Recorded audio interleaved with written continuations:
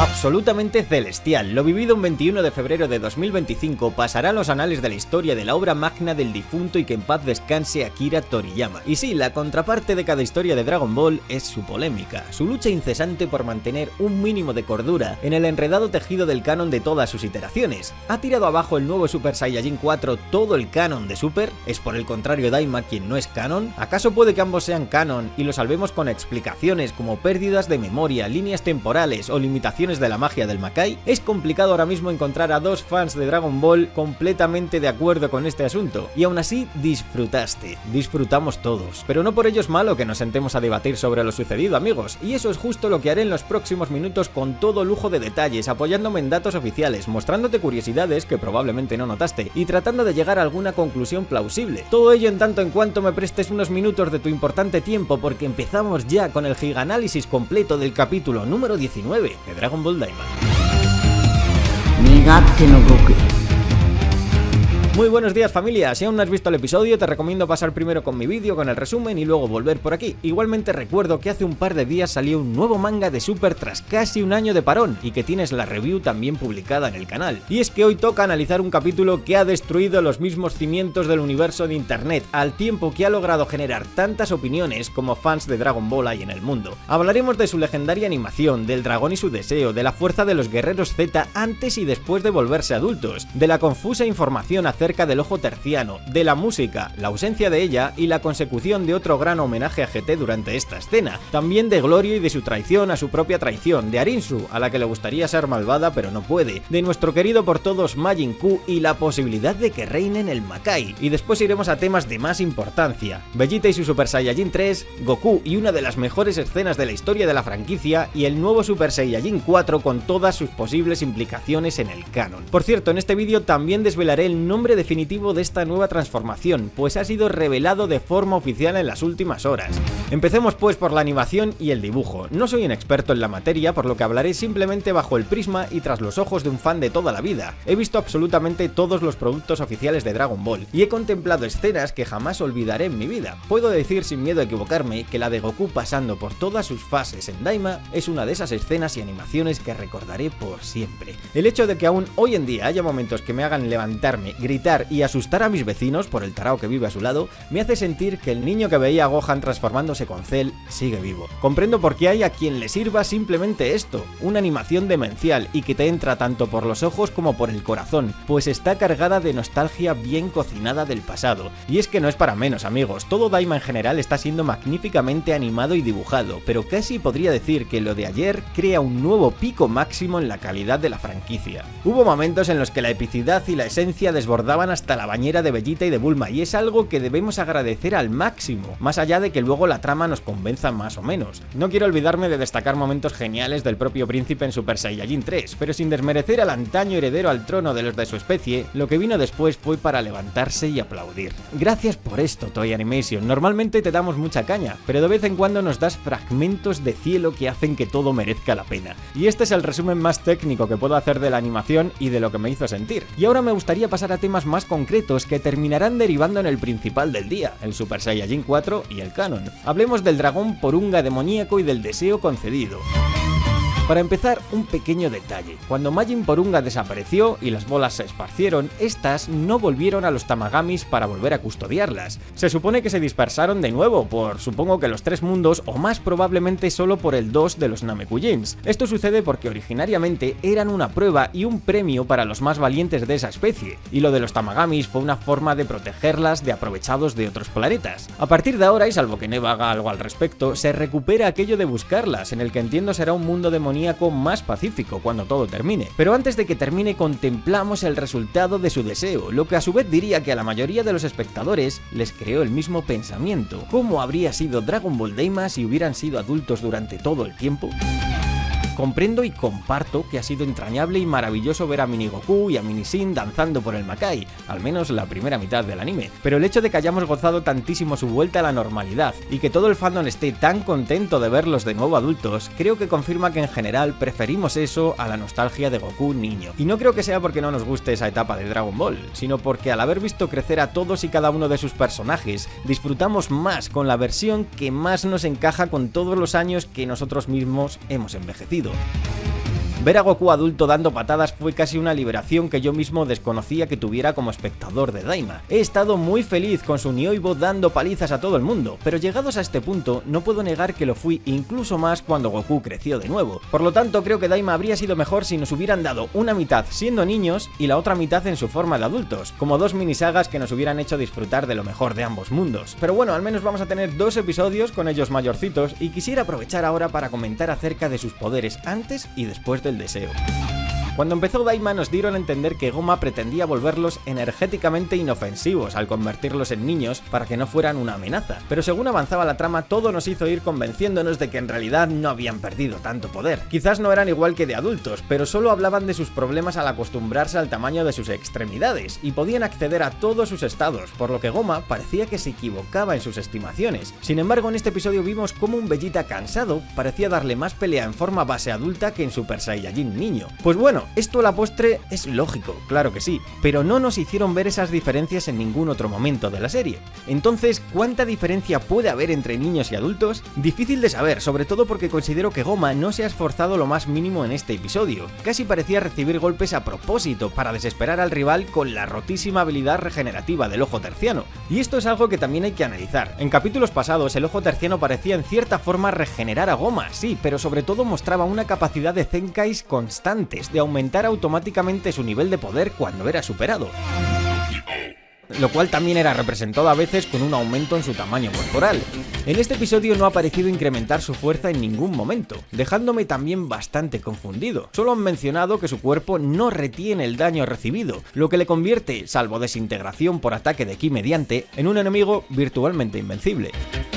He leído por ahí que quizás el salto de poder fue tan grande al ser adultos que Goma se dejó golpear, sabedor de que no recibiría daño, al tiempo que también aumentaría y cerraría esa brecha de poder poco a poco, pero yo no le veo tan listo, la verdad. Aunque bueno, esto puedo creérmelo y encajaría bien, no con Vegeta base, donde Goma creo que se lo toma más a broma, pero sí con su Super Saiyajin 3, que considero superior a Goku Super Saiyajin 4 niño, por lo visto en ambas peleas. Particularmente el momento en el que Goma logra ponerse detrás de Vegeta con hipervelocidad sin que este lo detectara, hablo de la escena tras el Final Flash, creo que refleja no solo el nivel de cansancio del príncipe, sino también que el ojo estaba cerrando la brecha de poder, además de curarlo. El hecho de que Goku adulto al final fuera la fase 4 parece también prueba de que el 3 es insuficiente ya, cuando al principio sí lo era para Vegeta. Por supuesto que el cansancio fue determinante en la derrota del príncipe, pero diría que todo fue un poco como Zamasu con su inmortalidad y Black Goku con sus Zenkais dejándose golpear a propósito. El problema es que Vegeta no supo leer bien su situación, teniendo durante toda la pelea su clásico problema de cegarse y de querer derrotar al rival por fuerza bruta pase lo que pase. No se paró a leer la situación y exageró con sus ataques constantes y sus técnicas de ki. Fue de hecho el único de los poderosos que no lo hizo, sin detenerse ni un momento a pensar en quitarle o golpearle en el ojo terciano. Por cierto, aprovechemos lo del cansancio para recuperar una vieja creencia de buena parte del fandom, aquello de que el Super Saiyajin 3 desgasta demasiado energía.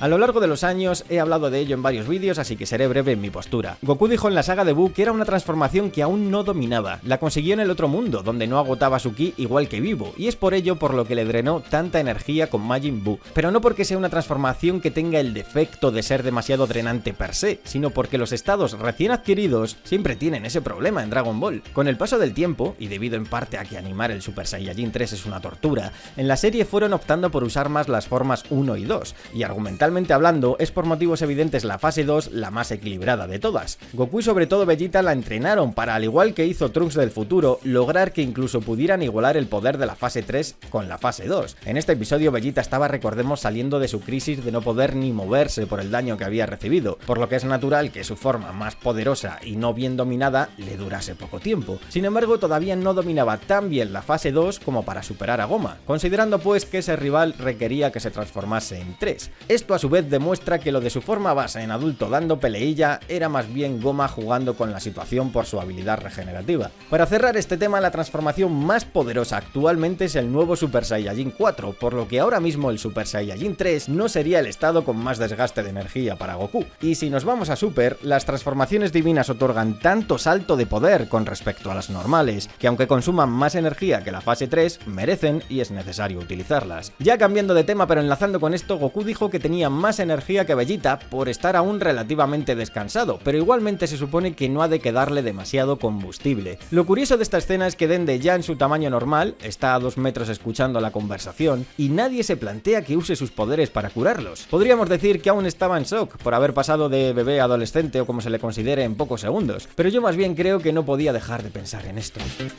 Sea como fuere, descubrieron la debilidad, o más bien la forma de retirar el tercer ojo de su portador, y todo gracias a la inestimable ayuda de la no tan mala Arinsu. La hermana mayor de Sin ha pasado de idear un plan para robar un fragmento de Majin Buu gordito usando a la bruja con pinche de Bibidi para replicar a un nuevo Buu y querer poco menos que esclavizar al mundo exterior con el miedo, a ser casi un corderito inofensivo enamorada de sus hijos Ku y Du y maternalista con Glorio. Por si fuera poco, reveló que con 3 golpes en la nuca se retira el ojo terciano, por lo que se podría esperar un final de pelea con Goma volviendo a su forma retaco y sin matarle, sino más bien convirtiéndose en un nuevo Pilaf charlatán pero inofensivo. No creo que a estas alturas haya por lo tanto momentos de tensión mortal en lo que resta de serie, y ya solo quedaría quitárselo, ya sea con el plan de Goku de distraerlo o con una fusión con los insectos que cada vez veo más improbable. En cuanto a Glorio, también se desveló que su historia oculta era básicamente haber sido sacado de la miseria del tercer mundo y darle una vida más acomodada, sin mostrar ningún tipo de imagen ni de flashback para ilustrarlo. En este sentido sí que es verdad que el cierre de historias interesantes está siendo bastante flojito, por ser amable. Degesu fue un pringao con una escena patética, lo de Arinsu se ha quedado en nada, y Glorio ha traicionado a su propia traición, como era de esperar, pero no ha desarrollado su pasado, que era su gran misterio. Son cosas que a la postre habrá que valorar también con la crítica necesaria, ya que no han conseguido equilibrar el buen argumento de la primera mitad de la serie con lo que finalmente nos ha llegado de AliExpress. Lo mejor al final ha sido la inesperada aparición de 2 de los personajes más queridos de todo Dragon Ball, Majin Ku y Du. A su manera, son cada uno personalidades excepcionales que gustan a la mayoría. De Ku incluso se dice que podría ser el nuevo Rey Demonio Supremo, y la verdad es que inteligencia y capacidades le sobran. Además, es bastante fuerte, como dice él mismo orgulloso. Sería un gran giro de guión que merecería una música de fondo a la altura, algo que lamentablemente no nos están regalando mucho en Daima. De nuevo, toda la pelea de Vegeta 3 fue prácticamente sin ningún tipo de música de fondo, en algo que creo importante, pues puede hacer de una escena genial algo legendario.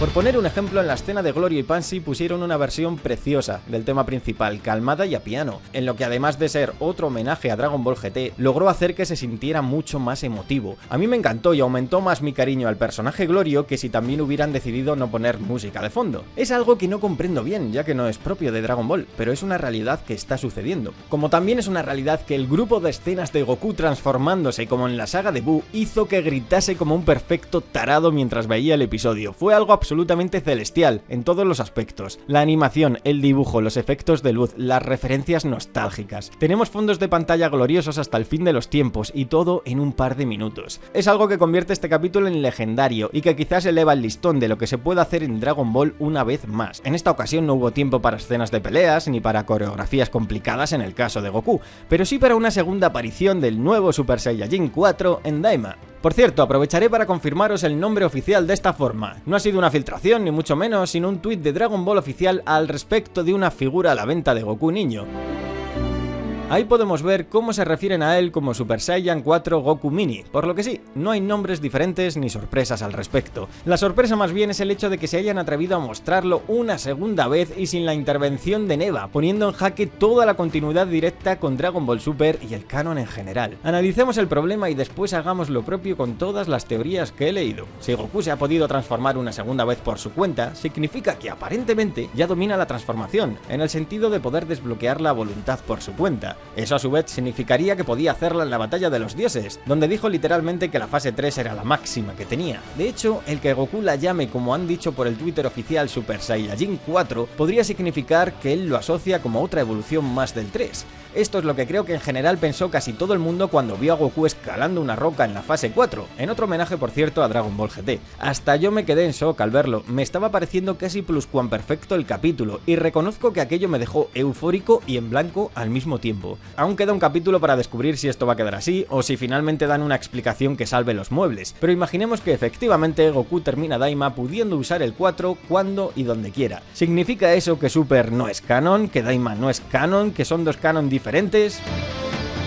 Pues honestamente ahora mismo no tengo ni la menor idea. Apartar un canon de tantos años como el de Super, que sigue teniendo un manga en pausa pero no cancelado, y que también contó con guiones centrales de Toriyama, me parece algo casi totalmente descartable. Quitarle la condición de canon a Daima tampoco, porque sabemos que Akira participó muy activamente. Ahora bien, debido a su fallecimiento y viendo el bajón que hubo en la calidad narrativa en la segunda mitad, ya tengo mis dudas de hasta qué punto él intervino en el Super Saiyajin 4 o en que se transforme por su cuenta sin la ayuda de Neva. Que sean dos canon diferentes, en el sentido de que Toei avance por ese camino con nuevos animes y el manga por otro siguiendo Super, es algo que sí podría suceder, más teniendo en cuenta que están en litigios con Shueisha y los derechos de Dragon Ball.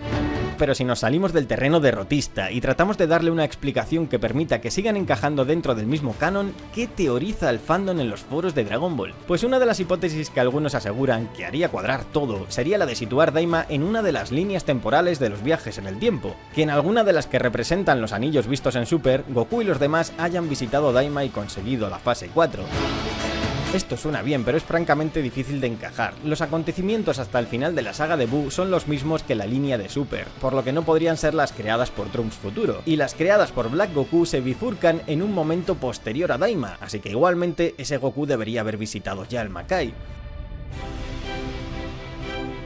Por tanto, la solución de las líneas la siento harto complicada, salvo que alguien tenga otra explicación, me lo puedes dejar en los comentarios. Pero hay otra que sí que la veo mucho más posible. Esta dice que el poder mágico de Neva todavía tendría efecto en el cuerpo de Goku, pero que tras acabar esta pelea se habrá agotado, perdiendo la capacidad de pasar a la 4. Además, se complementa con otra que dice que solo puede alcanzarse en el Makai, por argumentos un poco más ambiguos de otra dimensión o de efectos en el aire. Lo de la magia sí que lo veo posible, y es para mí la más realista y esperanzadora respuesta a que todo siga encajando con Super, pero para ello tendrían que hacer una referencia muy clara en el último capítulo que resta, y yo personalmente no soy muy optimista al respecto. Otra teoría muy interesante es la que dice que Neva podría borrarles la memoria, o quizás Raimus retroceder el tiempo, debido al mal uso que se le ha dado al ojo terciano, lo cual habría llamado su atención. Después, Virus despertaría de su sueño del Super Saiyajin Dios, siendo la fase 4 lo que realmente vio mientras dormía. Lo de Neva borrando la memoria no lo veo, la verdad. ¿Para qué? Son buena gente y han salvado el Makai. No tiene mucho sentido. Además, él desea que los Namekushin vuelvan. ¿Para qué borrar el recuerdo a Piccolo y a Dende, por ejemplo? En todo caso, si algún día les sucede algo, querrán tener a los guerreros Z de aliados, digo yo. Lo de Raimus apareciendo en el último momento me parece mucho más interesante. Tendría sentido con el hecho de que nos hayan presentado su diseño capítulos atrás. ¿Por qué no darle un pequeño papel estrella al final? También calzaría el que no le haya gustado el uso del tercer ojo y que se lo lleve o algo así. Pero en ambas opciones hay algo que no me convence.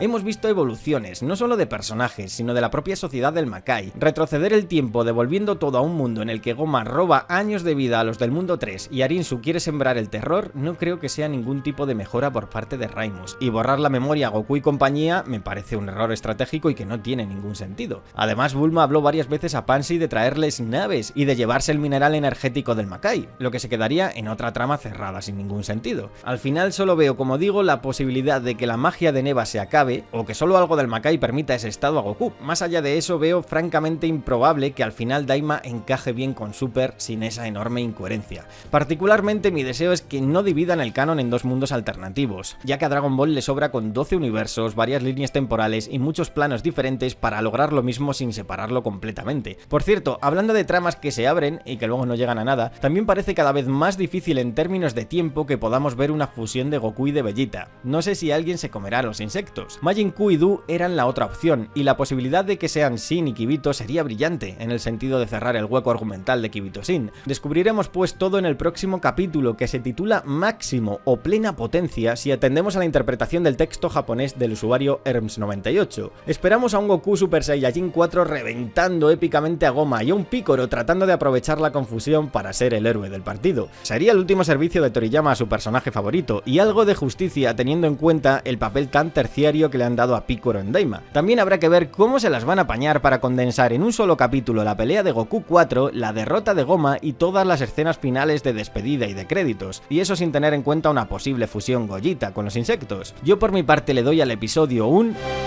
10. Aun asumiendo que no calce con Super, tengo que valorarlo como una serie independiente, y en ese sentido el capítulo no ha tenido ningún fallo destacable, y sí una epicidad y un nivel de animación absolutamente legendarios. Y todavía nos queda una semana más disfrutando de Daima en familia, por lo que desde ya os doy las gracias por disfrutar del camino conmigo. Ahora por favor contéstame a la pregunta del comentario fijado, y hasta el próximo vídeo amigos, agradáis a Monaka.